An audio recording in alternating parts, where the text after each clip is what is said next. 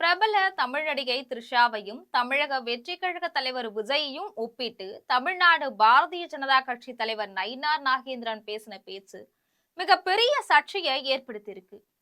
பொதுவா தமிழக அரசியல்ல ஒரு தலைவருடைய தனிப்பட்ட வாழ்க்கைய பத்தி விமர்சனம் செய்யறது அநாகரிகமா கருதப்படுது. அந்த வகையில யாரையுமே புண்படுத்தும்படியா அரசியல் கட்சி தலைவர்கள் பேசுறது கிடையாது. இந்த நிலையில நடிகர் த்ரிஷாவையும் தமிழக வெற்றி கழக தலைவர் விஜயையும் சேர்த்து தமிழ்நாடு பாஜக தலைவர் நயினார் நாகேந்திரன் பேசின பேச்சு மாநிலம் முழுவதும் மிகப்பெரிய சர்ச்சையை ஏற்படுத்தி இருக்கு. இது பற்றி ஜெம் தொலைக்காட்சி வழங்கும் சிறப்பு செய்தி தொகுப்பை இப்போது பார்க்கலாம்.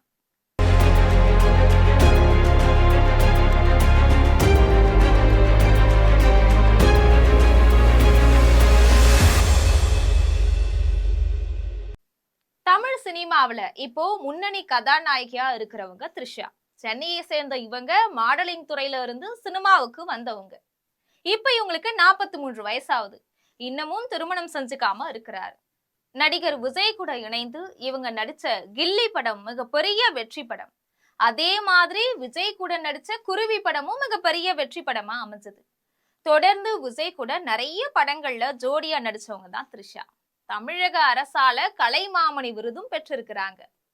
நடிகர் விஜய் தமிழக வெற்றி கழகத்தை தொடங்கின போது நடிகை த்ரிஷாவும் அந்த கட்சியில இணைவாங்க, அவங்களுக்கு பதவிகள்லாம் தரப்படும் அப்படின்னு எல்லாம் பேசினாங்க.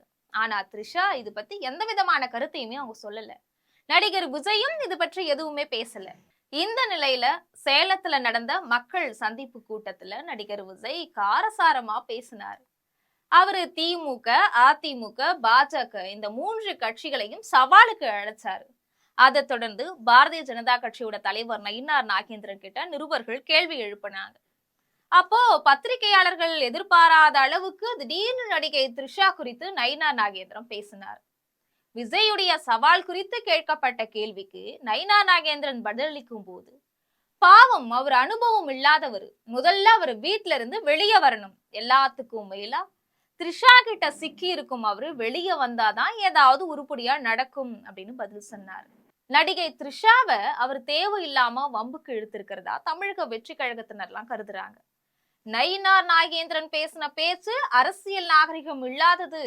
நயினார் நாகேந்திரன் உடனடியா தன்னுடைய பேச்சை வாபஸ் வாங்கணும், அவர் மன்னிப்பு கேட்கணும் அப்படின்னு தமிழ்நாடு முழுவதும் தமிழக வெற்றி கழகத்தினர் போர்க்குடி பிடிச்சிட்டு வராங்க அப்படிங்கிறது முக்கியமான விஷயம்.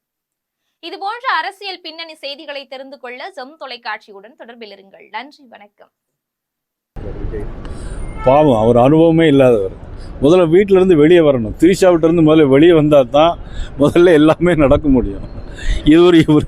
அதாவது குடும்பத்தோடு நல்ல உறவு வைக்கணும், நல்ல தலைவர்கள் வழி நடத்தின இயக்கத்தை நல்ல முறையில் சொல்லணும்.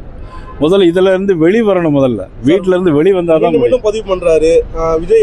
அதாவது விஜய்க்கு திமுக தான் போட்டி, மற்றவங்க எல்லாம் மக்களால் தெரிவு செய்யப்பட்டவங்க. கூட களத்துல வந்து திமுக மட்டும் தான் இருக்கு, அதனால நாங்க திமுக மட்டும் தான் பேசுவோம், மற்றவங்க எல்லாமே மக்களால் நிராகரிக்கப்பட்டவங்க எலெக்ஷனு.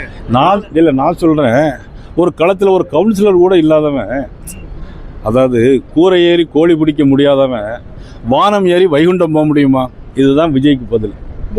கூரை ஏறி கோழி பிடிக்க முடியாதவன் வானம் ஏறி வைகுண்டம் போக முடியுமா? ஒரு காலம் முடியாது. 2 வருஷத்துல வந்துருச்சு எனக்கு அப்படின்றத சொல்றாரு சார். அனுபவத்தில் பார்க்கணும். உங்களுக்கு சட்டியில் இருந்தால் தானே அகப்பையில் வரும்.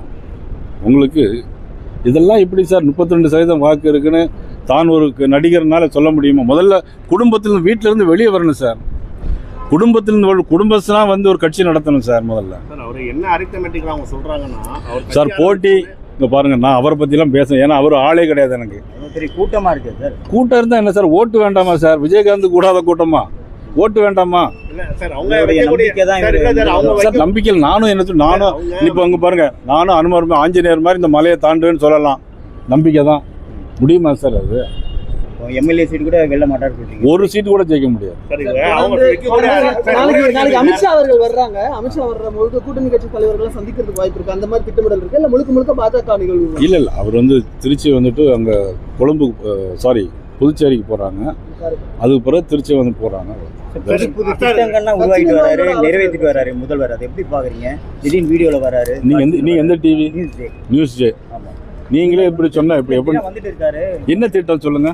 ஒரு திட்டத்தை பழைய திட்டங்கள் இப்போ வர திட்டங்கள் எல்லாமே சார் பழைய ஓய்வு திட்டத்தை கொடுத்துருக்காரா? தேர்தல் அறிக்கையில் சொன்னாங்க பழைய ஓய்வு திட்டத்தை கொடுத்துருக்காரா? இல்லையே. நீங்கள் சார் 1000 ரூபா அறிவிச்சாங்களா சார் 2021? உங்க கணவர் சொல்லுங்க சொல்றாரு. என்ன சார்? உங்க கணவர் சொல்லுங்க வேற சொல்றாரு. சார் எங்களுடைய கனவு கஞ்சா இல்லாமல் இருக்கணும். எங்களுடைய கனவு வந்து பெண்களை தொந்தரவு பண்ணாமல் இருக்கணும். சட்டம் ஒழுங்கு சரியாக இருக்கணும். எங்களுடைய கனவு இதை முதல்வர் நிறைவேற்ற